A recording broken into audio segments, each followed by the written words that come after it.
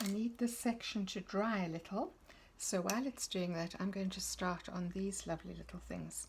Now I'm thinking that this brush might need be a little bit too pointy for me. I might need something that's a little stubbier, where I can simply use the tip of the brush to dab the paint on.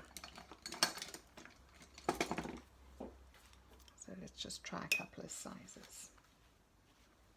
And again, it's quite a limey green up there, so I'm going to mix the same colours as I did over there. Let's see how we go with some of them being dabbed on. It's too dark. If they were bigger, I could simply use the tip of a cotton bud. There we go, I'm just dabbing these. This is not a botanical painting. This is a nature painting.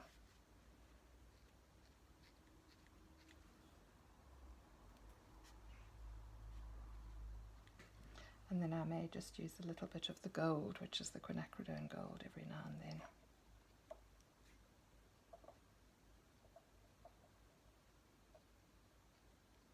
That's not the nicest brush. What could work quite nicely as well is to drop a little dot of water into each one, and it pushes the paint to the edge, giving you quite a nice little effect. So let's just continue doing some of these lovely spotty things.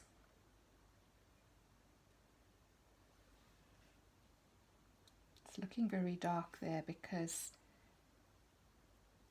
the paint is raised up off the paper, so it looks as though there's quite a lot of paint there, but it's actually going to dry lighter. Might go with some more of the yellow.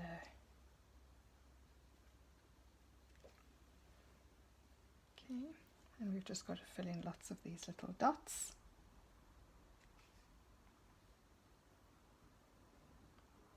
And then as each one becomes semi-dry, I'm going to put a little drop of water on each.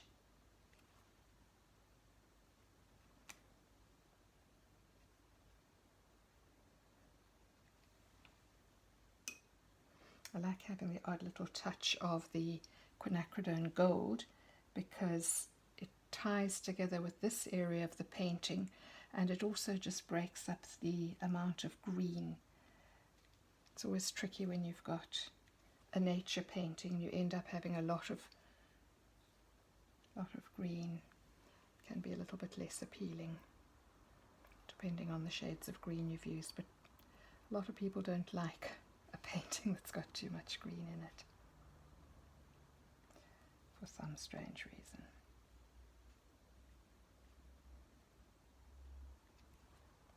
Okay, and I'll just continue with those and dab in some water. Now this meadowsweet has a most beautiful stem. See, it flushes from the green down into a really russety red. So what the red I'm going to use is brown madder.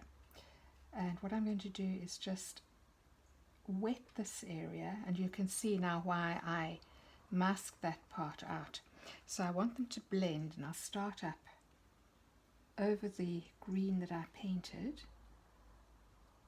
wetting it. And I'm letting it stop here as if there's some, I'm going to put some of the fluffy meadowsweet in front of it, and then just touching in this brown madder and allowing it to blend. And I might even take it through a goldy colour, which would be the quinacridone gold. We need a bit more strength there. There we go. So it'll blend together.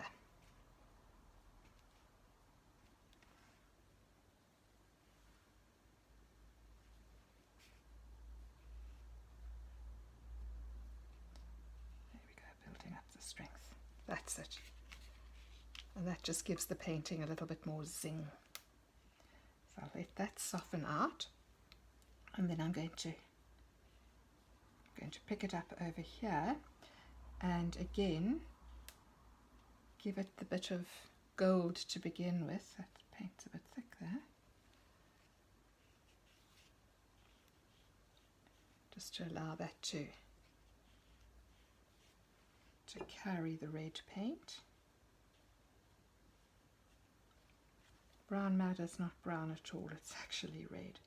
Another similar colour is Perylene Maroon, which is rather nice too.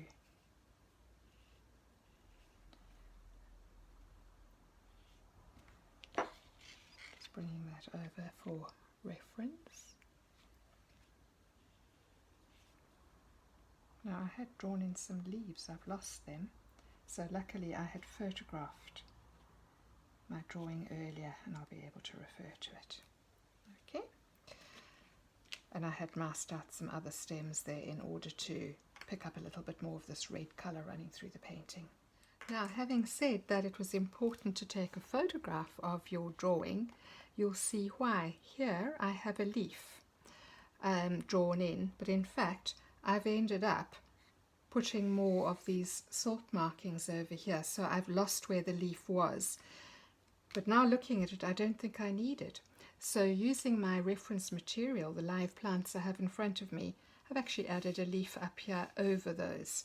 But what I want to do now is to begin to tint some of these meadowsweet flowers, because they're a lovely creamy yellow rather than white. So I'm going to just wet over them and drift a very slight amount of colour. They are a sort of Naples yellow, so I may give that a go. This here I think is rather nice. I'm going to leave it exactly as it is. And I don't want to lose too much of the light there, because otherwise we lose the contrast with the background. But just a little bit of colour dotted in.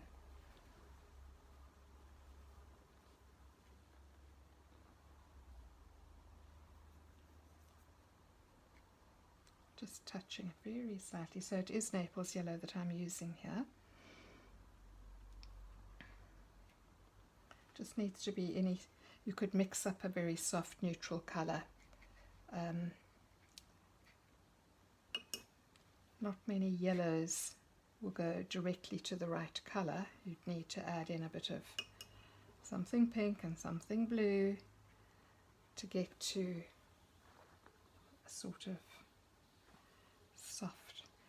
I'm doing a little bit of quinacridone gold here and there as well, because that colour is in the painting elsewhere, so it gives me harmony. It also gives a little bit of richness. Just making sure I keep those lovely soft edges. That one needs to be dealt with, it's very hard edged. Perhaps a little bit of quinacridone gold down here, because there is high contrast already.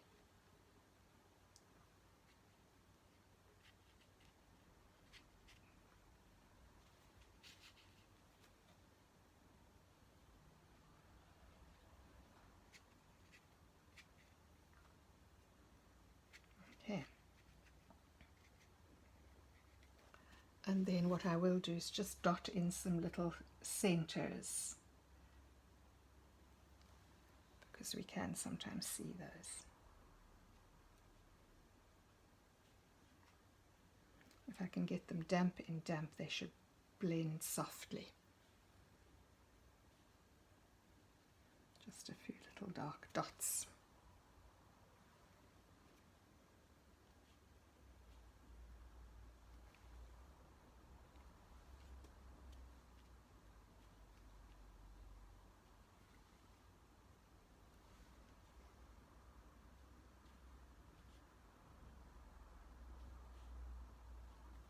Now, if I've lost all these little wisps, and if I feel they're necessary, I can come in back with some opaque white paint, either a white gouache or a watercolour titanium white, or there's a product called Dr. P.H. Martin's Bleed Proof White, which is actually a very good opaque covering paint for the odd little touch where you feel you need it. But you just need to have enough here to convince the viewer that this is meadowsweet. Okay, that will do for now. What I want to work on now is, having masked these stems here, I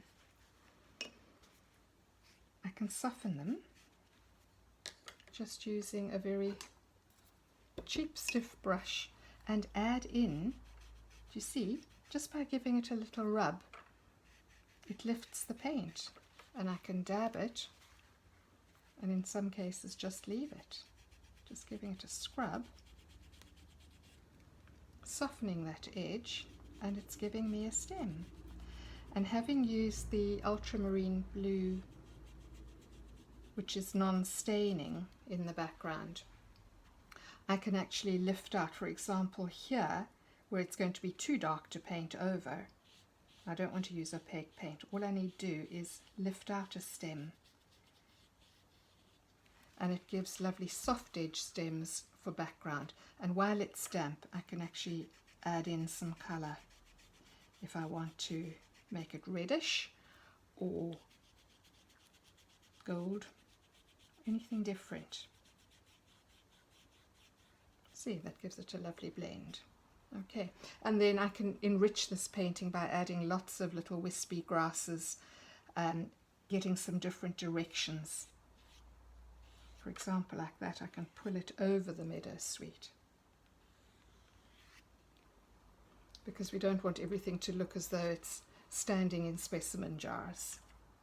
Now I've painted over the background here, but for the similar flowers here, I can't do that because they are going to be over a fairly dark area. So what I'm going to show you is the same thing as I did there, is to lift off the paint, just using a little damp brush, stiff brush, and then that gives you the opportunity to paint over what's darker already. Okay, and as I said before, I'm going to probably lift off some more grassy shapes, but before this finally wilts, I need to finish off the foxglove.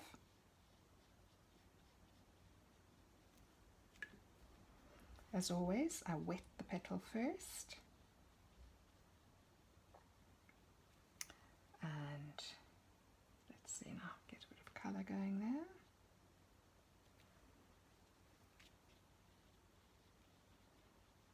Need this one to be darker than the one above it because it's in shade, and we've got quite a nice little fold over at the bottom.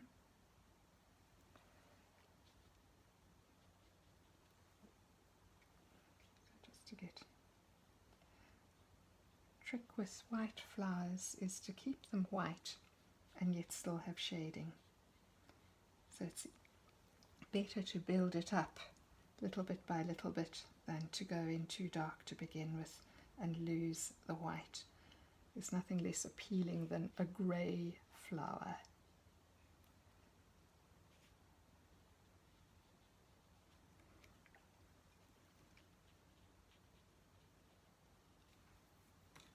It just needs a little bit of tint.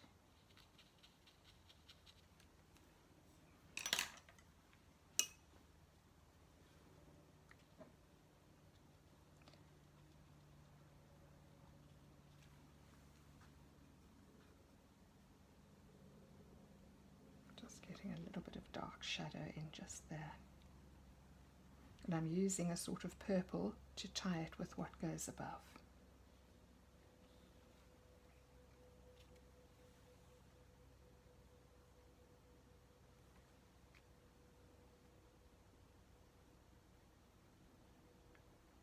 Even though in reality I'm not actually seeing that pinky colour there, I just want a touch of it.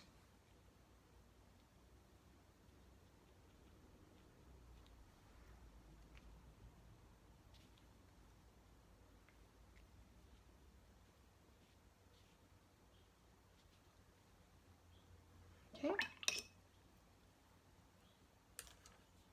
Again, this part here, which was looking a little bit harsh and eye-catching, bring the little brush and just soften the edges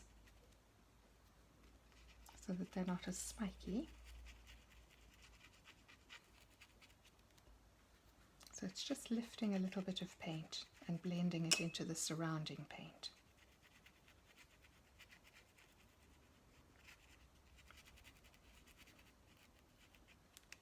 And that looks much prettier. And in fact I could lift off anything I wanted around here because these are paints that don't stain.